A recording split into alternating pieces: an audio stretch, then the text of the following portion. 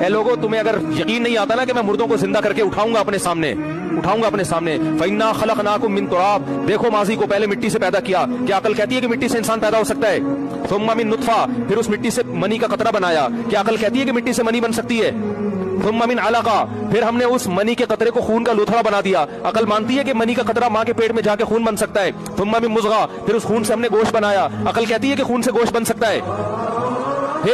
پھر ہم نے اس میں ہڈیاں پیدا کی. فَكَسَوْنَا الْعِظَامَ لَحْمًا، ان ہڈیوں پہ گوشت چڑھایا. ثُمَّ أَنشَأْنَاهُ خَلْقًا آخر، یہ سارے کو اللہ ثم سے بیان کر رہا ہے. پھر اس کے بعد یہ ہوا، پھر اس کے بعد ایک ایک کو الگ اہتمام سے بیان کیا جا رہا ہے. ثُمَّ أَنشَأْنَاهُ خَلْقًا آخر، پھر ایک نئی تخلیق میں پیدا کر کے ماں کے پیٹ سے ہم نے تمہیں باہر نکالا. ثُمَّ السَّبِيلَ يَسَّرَا، اس راستے کو آسان کر دیا تمہارے لیے. پھر جب تم دنیا میں آتے ہو پھر آسمان سے بارشیں برسا رہے اور زمین میں تم بیج ڈالتے ہو، ایک گٹلی ڈالتے ہو. فالق الحب، اس گٹلی کو پھاڑ کے تناور درخت بنا کے پھول لگاتا ہے. پھر اس میں آم پیدا کر کے ان ہر آم میں گٹلی، پھر اس ہر گٹلی میں یہی پروسیس. تو اللہ کہتے ہیں جو اتنی قدرت کے نمونے تمہیں دکھا چکا ہے اس کے بارے میں تم دھوکے میں مت آنا کہ وہ تمہیں دوبارہ زندہ نہیں کر سکتا، وہ کرے گا زندہ. تو قرآن بار بار کہہ رہے میرے بھائی دنیا میں سب سے بڑا بیوقوف ہوا ہے جو اس دنیا کی ظاہری چمک دھمک کو دیکھ کر کہے کہ میں نے مر کے ختم ہو جانا ہے. ختم ہونے کے لیے اتنی عجیب مخلوق اللہ پیدا کر ہی نہیں سکتا.